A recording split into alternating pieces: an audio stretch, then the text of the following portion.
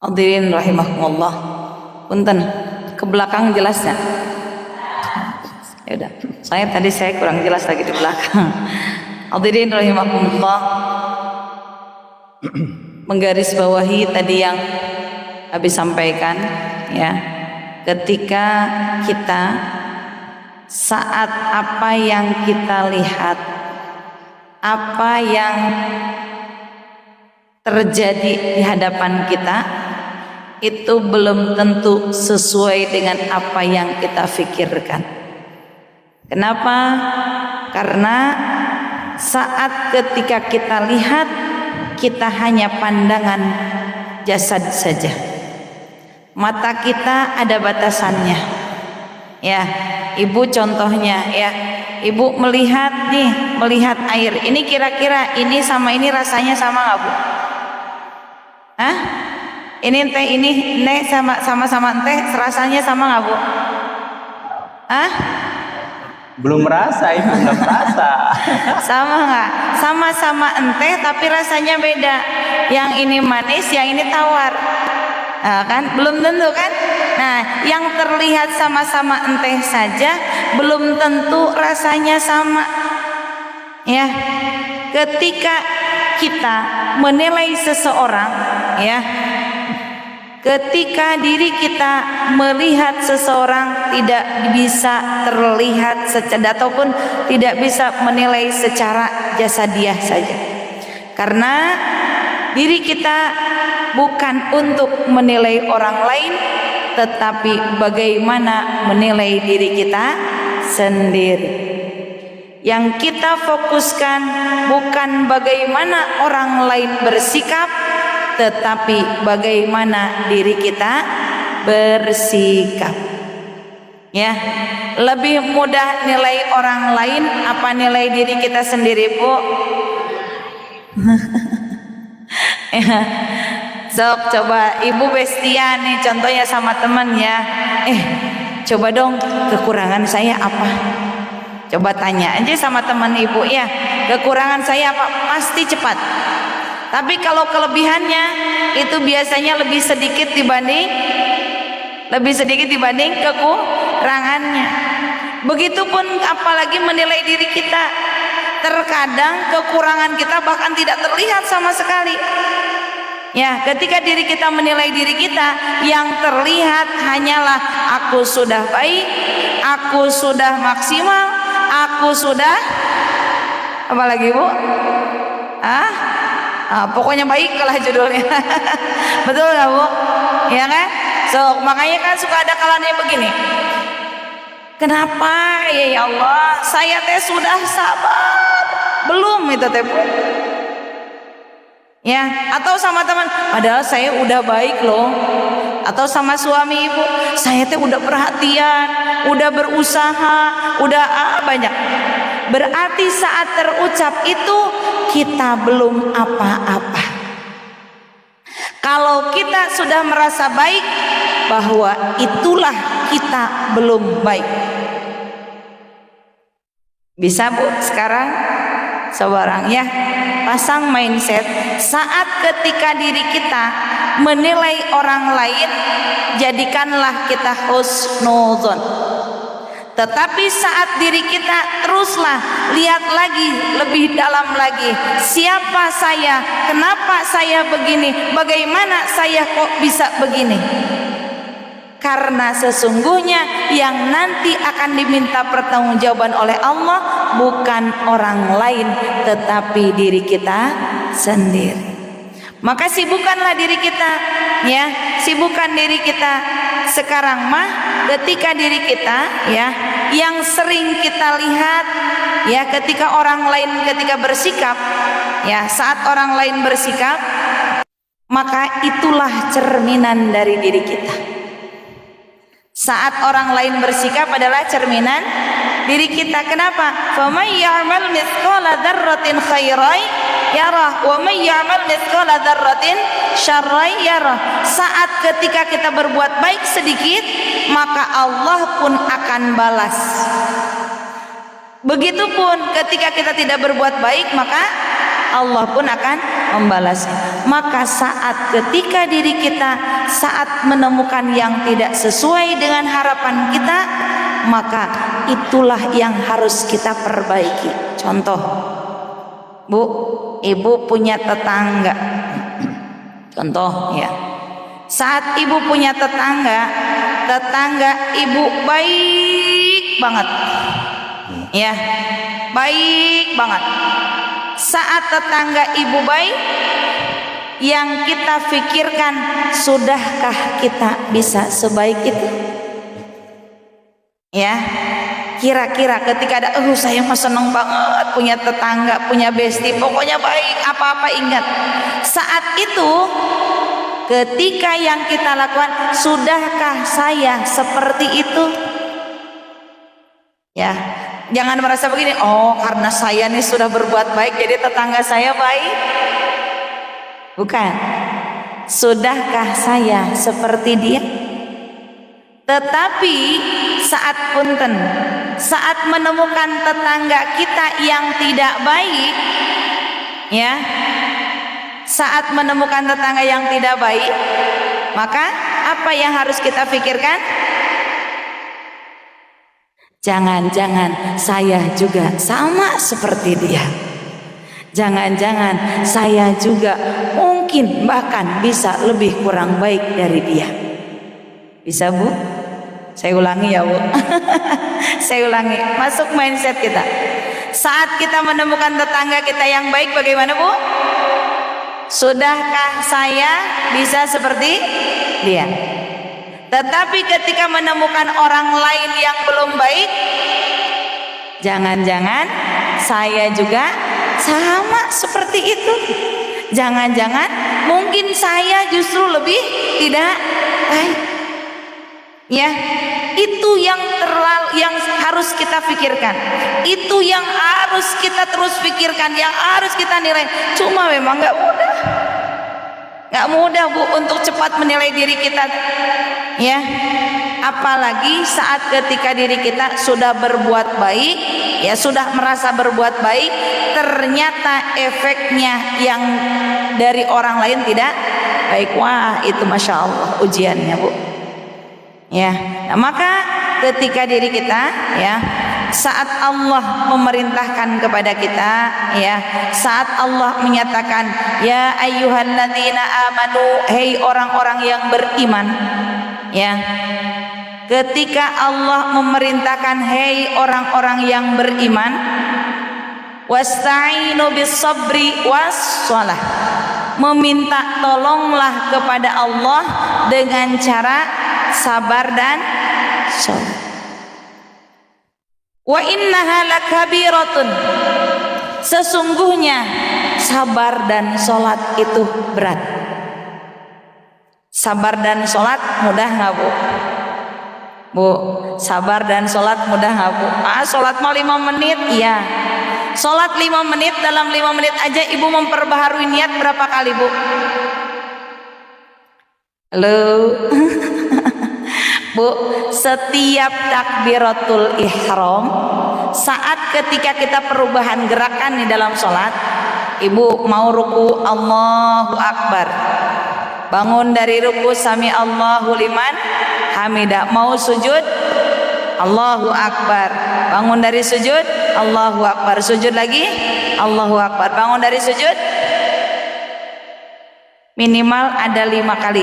Saya ulang ya, mau ruku, kalau bangun dari ruku kan sami Allah, mau sujud, bangun dari sujud, sujud lagi, bangun dari sujud 5 kali.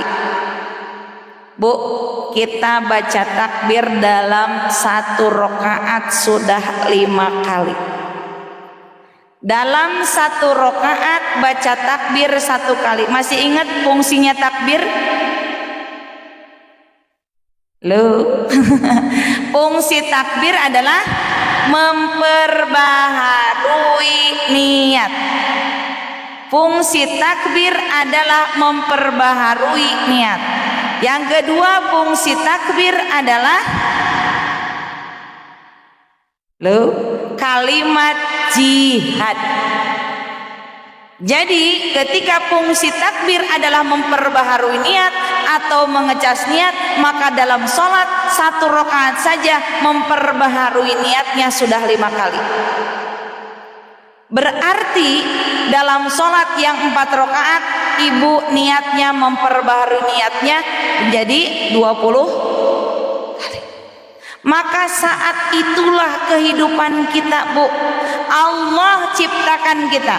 Wa ma khalaqatul jinna wal insa illa liya'budun.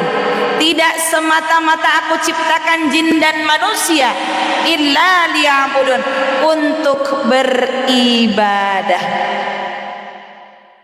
Bu, kalau ibu hidup di dunia tanpa duit, kira-kira tanpa duit nih, kira-kira tenang atau senang?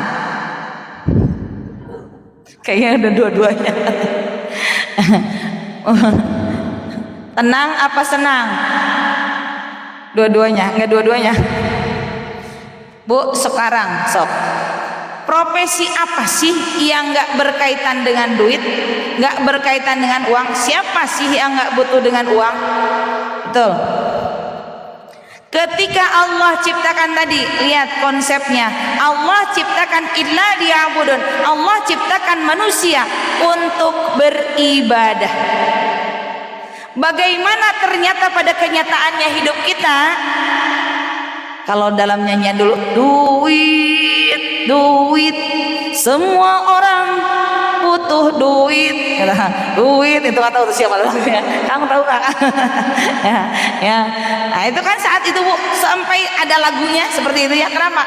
Orang sok sekarang mah, ada katanya mau dikuburin juga harus pakai duit, ya kan? Butuh nguburinnya, butuh dan lain sebagainya. Iya, memang. Tetapi duit bukan segalanya. Karena katanya ya pokoknya kalau udah punya duit mah tenang, hati-hati. Ada kalimat ya, ketika kita kalau sudah punya duit tenang. Tetapi lihat kalimat orang motivasi, jangan merasa nyaman di zona tenang. Ya nggak, Bu? Sok, jangan tenang di rasa zona nyaman. Ya karena tahu orangnya, orang nyari duit biar nyaman, biar tenang ya.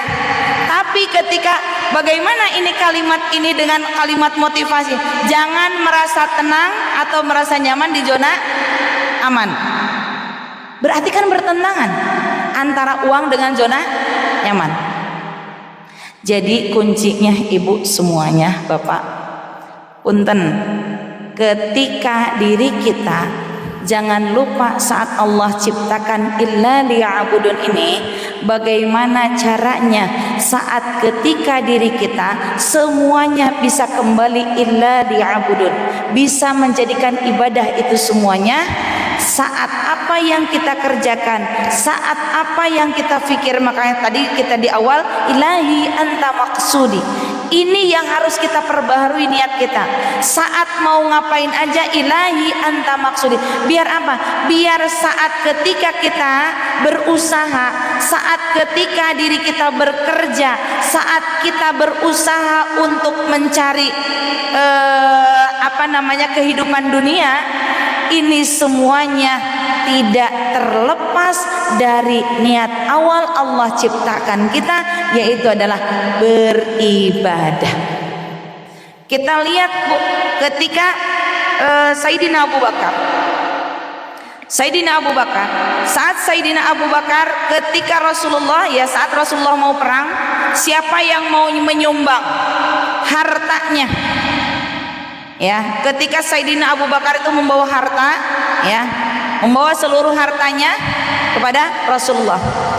Saat Rasulullah bertanya, wahai Abu Bakar, apa yang kau sisakan di rumahmu untuk anak dan istrimu? Sayyidina Abu Bakar menyatakan bahwa yang aku sisakan hanya Allah dan Rasulnya. Ketika Sayyidina Utsman datang, ya, dengan berbagai hartanya, beliau bawa hartanya. Wahai Utsman, apa yang kau sisakan engkau di rumah? Saya sisakan sekian, sekian, sekian, dan sekian. Masih ada yang tersisa. Ternyata disitulah Sayyidina Utsman menangis saat Rasul menyatakan tidak ada yang lebih besar ketika Sayyidina Abu Bakar bersedekah. Kenapa? Karena dia menyesakan hanya Allah dan Rasulnya. Kenapa? Karena yang kunci utama adalah Allah dan Rasul. Kalau sudah kita pegang, maka tenanglah yang ada. Ala bidzikrillah tatmainnul qulub. Saat hati kita mengingat Allah, saat hati kita mengingat Rasul, maka tenang yang sesungguhnya itulah yang akan kita dapatkan. Bukan masalah ketika kita punten, masalah bagaimana kita penghasilan kita, bukan seberapa yang kita dapatkan, tetapi insya Allah saat semakin tujuan kita lillah, hidup kita karena Allah, maka itulah yang bisa membuat kita tenang. Insya Allah. Bu, udah gak mudah memang. Sok lagi sholat aja ingatnya urusan dunia, ya kan? Lagi sholat aja kan kita ingatnya urusan dunia, apalagi di luar sholat. Maka tadi lagi sholat aja memperbaharui niatnya. 1 rakaat ibaratnya 1 rakaat 1 menit ya Bu, 1 rakaat 1 menit lah. 1 rakaat aja kita sudah memperbaharui niat. Bagaimana untuk kita sedang beribadah itu sudah 5 kali dalam sholat aja, apalagi kalau di luar sholat. Maka ini yang harus kita tumbuhkan dalam diri kita, bagaimana merasakan kehadiran Allah di dalam kalbu kita, bagaimana merasa diperhatikan Allah diri kita, dan terus kita merasa dinilai oleh Allah. Kalau sudah merasa dinilai oleh Allah, kalau sudah merasa dinilai oleh Allah, maka insya Allah ya, yang ada di dalam diri kita hanyalah ketenangan dan kepasrahan kepada Allah Subhanahu wa ta'ala. Karena sesungguhnya Islam mempunyai arti pasrah atau berserah total, ya. Hadirin rahimahullah, sebagai closing pada intinya adalah, maka kenapa cari ilmu itu besar pahalanya? Kalau dikuatkan dalam hadis Rasulullah sallallahu alaihi wasallam, ya. Ketika orang yang datang duduk ya di majelis taklim untuk mendengarkan hikmah-hikmah kebaikan, maka Allah akan mendatangkan atau Allah akan menjadikan yuhyil qalbal mayyita. Allah akan menghidupkan hati yang tadinya mati. Bu, hati yang mati saja Allah bisa hidupkan karena duduk di majelis taklim. Seperti halnya kama yuhyil ardal mayyita, seperti halnya Allah menghidupkan tanah yang mati atau tanah yang gersang, bima'il matori, dengan air hujan. Bu, kalau tanah yang gersang kira-kira bisa tumbuh apa Bu? Enggak bisa apa-apa, betul? Ya, tanah yang gersang, tanah yang mati tidak bisa tumbuh apa-apa, tetapi saat hujan turun maka itulah banyak bisa menumbuhkan tumbuhan ataupun yang lainnya. Begitupun saat orang duduk di taklim, ya, kita niatkan sekarang sudah masuk di tanggal 5 Muharram. Ya Bu, kita niatkan Rasul mah hijrahnya dari Mekah ke Madinah. Kita mah cukup hijrahnya lebih baik daripada diri kita yang kemarin saja. Ya, nggak usah jauh-jauh. Ibu nggak usah hijrah. Sekarang saya juga berarti harus hijrah dong. Dari Cileungsi contohnya, ya, saya harus hijrah kemana? Entah itu ke Jakarta atau itu ke Jawa. Bukan.